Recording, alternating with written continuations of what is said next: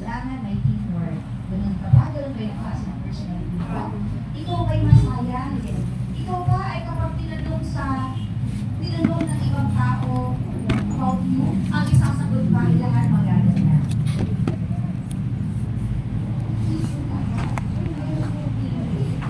Diba? Pero syempre, pag tinanong ko kayo, anong gusto nyo impresyon na iwan sa kapwa nyo? Maganda o hindi maganda? We want to leave that good impression, not just to please them, but to give a good say about ourselves. Tama, yung sinabi kanina. Alright, so do you agree that we are our own brand? Do you agree that? Yes. Ikaw mismo, branding mo yan. Kapag ganyan ka manamit, yan yung nakatatak sa'yo. Kapag ka ganyan ka magsalita, yan yung brand mo. Kapag ganyan ka sa nakatatanda, yan din ang brand mo. At sinasabi ng iba, kapag ikaw ay magalang sa nakakatanda, magaling ang pagpapalaki sa'yo ng iyong magulang. Alam na meron akong naalala. Meron akong neighbor sa bahay ng family ng parents ko. Yung neighbor nila bagong lipat. So, the time that it was being renovated, syempre pag nire-renovate ang bahay, makalat hindi. So, yung parents ko, 75, 76 years old na. Every day, every morning and afternoon, nililinis nila ang kalat na ginawa ng kapitbahay nila. And lahat ng yun, wala man lang kaunggangan sa kapitbahay na mas bata pa sa akin na magsabi sa nanay at tatay na, Inay, pasensya na po habang nire-renovate po ang bahay, ay medyo makalat na po ng kaunti, pasensya na po, pero ano po bang may tutulong namin? That was what we expected. Pero alam niyo ang sagot nung nakatira doon sa bahay na tumatang sila po. Pasensya na po, kasi lumaki po ako sa walang tanda. Hindi po ako mamuhay makasama sa matanda. Do you agree? Hindi ako naniniwala. Walang taong lumaki at kaedad ng hindi nagabayan ng nakakatanda. So, yan. So, yung mga ganong klase ng impression, yung gusto natin ma-build. And ito na nga yung sinasabi, we are our own brand. So, paano ba natin babaguhin? O paano ba natin i-develop ang sarili natin? Una, our personal brand refers to the way we talk, the way we dress up, the way we deal with different people in different situations that includes our attitudes and interests as a person. Yun. Gawin ka palang magsalita. Meron ba kayong kaklase na pumapasok ng classroom, alam niyo na kaagad na siya yun kasi ang bigat ng paan? Opo! Right na na ating mga naman. Okay. So, anong impression ninyo sa ganang klase ng tao? Yung laging nagmamahal. Nagpunta kayo. Anong impression? Maganda po ba? Anti-social, pwede yan. Pwede, oo, pwede ganyan din, no? So, pwede rin insensitive. Kasi di ba yung paapalang, pag maingay, parang ay, insensitive naman siya kasi di niya alam maingay na yung tulog ng paa niya.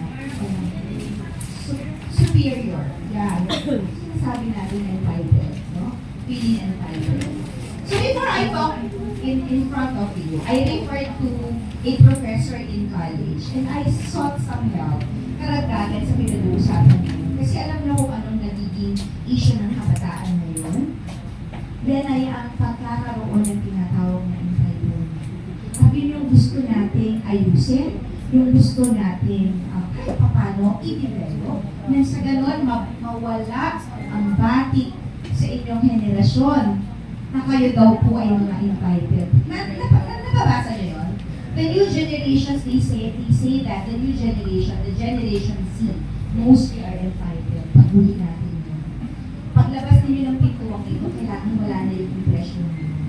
Tama? Parang nakaka-hurt naman, hindi naman po lahat mga sweet, di ba? Pero nadadamay po kami kasi karamihan daw po. Alright, so let's continue. We have to work on our brand. Just follow these 7 habits. Napakasimple ng 7 habits na ito. At uumpisahan natin ito sa number 1. Pakibasa. Proper hygiene. Pinaka-importante kaya nilagay siya sa number 1. Very important ang magkaroon ng proper hygiene. Now, my questions are the following. When we say basic proper hygiene, una, syempre naman po, you have to take a bath every every single day. Sino naliligo ng twice a day pa? Meron bang hindi naliligo because may isa hindi siya personal niya dahilan?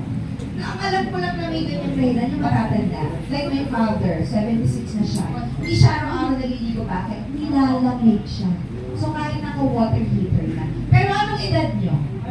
18, 17, 19. Ang babata pa, no? Kahit hindi siguro mag-heater pwede. Kaya araw-araw dapat maligo. Okay, next! Have you brush your teeth twice a day? Twice a day talaga. In the morning, pagkagising, sa gabi bago matulog. Meron na hindi lang twice a day. Kumakain. Yung iba may dalang sarili toothbrush and toothpaste. Di ba nung mga elementary kayo, sinanay tayo ng teachers na may dalang personal hygiene kit? So, bata pa lang tayo na hinahasa ka. Pero sa school natin medyo hindi ba natin ginagawa? Kasi sabi mo, sa bahay naman ako toothbrush lang. Pero twice a day is enough. How often do you go to your dentist to check your ipin? 6 months. Every 6 months. You may mga braces every month. Nagpapatch, nagpapa-check your cleaning. Tama? So again, importante kahit hindi maganda ipin, malinis. Pag nagsalita ka, nakatingin ang tao, saan ang tingin ng tao pagkausap ka? Mata at bibig. Mata at bibig. Yung expression ng mata, sa yung buka ng bibig o ng labi. Pangatlo, you have to wear deodorant. Dito tayo ngayon sa ipon. At iba't ibang klase ng deodorant ang meron tayo.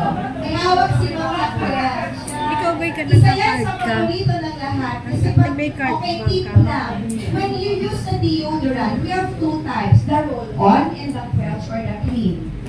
Kapag hindi ka pawisin, you go with the roll-on, okay lang. Pero pag sobrang kang pawisin, you sweat a lot. You have to switch to cream. Mas nagkakalat ang face cream mo. So again, sinong hindi gumagamit ng deodorant? Tawas. Yung iba kasi talaga nasali ng tawas, pero pipili kayo nun kasi merong iba makakatakang, makakapag-dulot ng sakit sa ating kilikili. Pero pinakamahalaga, nasa ilo na kayo ngayon. Nandiyan na lahat ng ating cream deo, our Philip Fresh Brush. May bago-bago pa tayo. Nakita niyo ba yun? Ang tawas medyo dati na yan.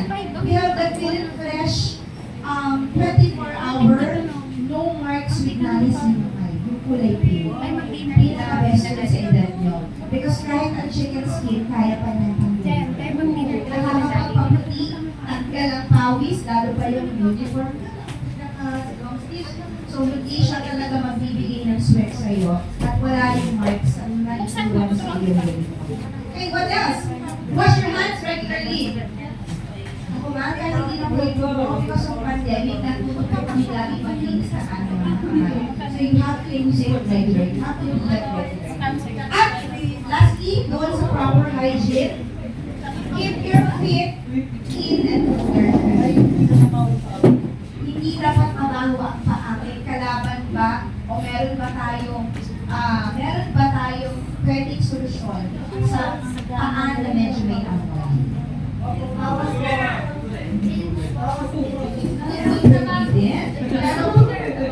Because we're dealing about personal hygiene, isa lang ang ibig sabihin nun, hindi ka lagi naglilinis ng paa. Yung intro mo, yung kuko mo, yan yung kinakapitan ng bacteria. Saan galing yung bacteria? Pawis ng paa mo, dumi ng sapatos mo, dumi sa labas kung nakatsinelas ka. So siguro twice a week and on Sunday walang pasok, siguraduhin mag-clip or magputol ng daliri, ng kuko daliri.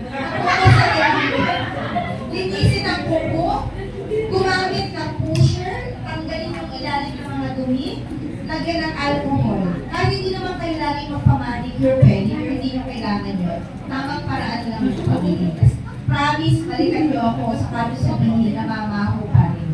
Kaya yan namamaho, hindi ka naglilinis. Ang tawag namin dun sa paa pa ganun, rejuvenating feet. Nagre-rejuve din po ang paa once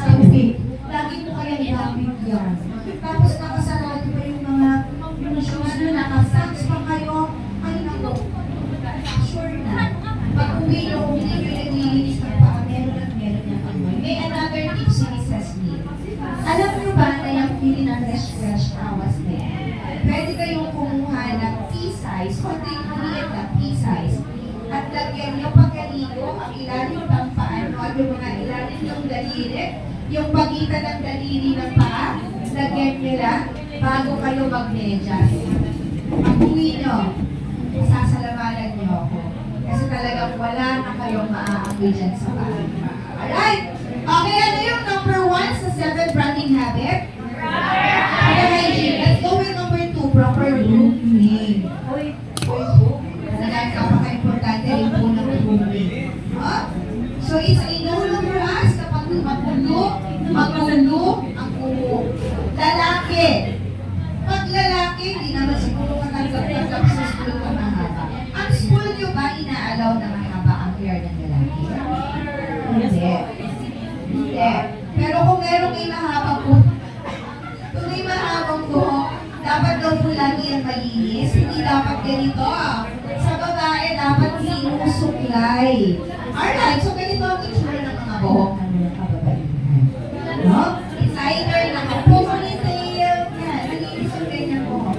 Naka-ponytail, kung nakalugay man, walang nakasabit sa Facebook. Alam niyo po ba, during interview, isa sa tinitignan namin, ang kaayusan ng buhok sa pananalamin. Bukod pa sa pagsasalita. Kasi hindi ka ba naman nagsasalita pag interview eh. Nakakatuto pa lang, kaupo, basta tayo ka. Hindi nyo ba alam na habang nakaupo pa lang, pinagmamasta na kayo? Karamihan sa mga HR room, HR cubicle ng offices, meron yan CCTV camera.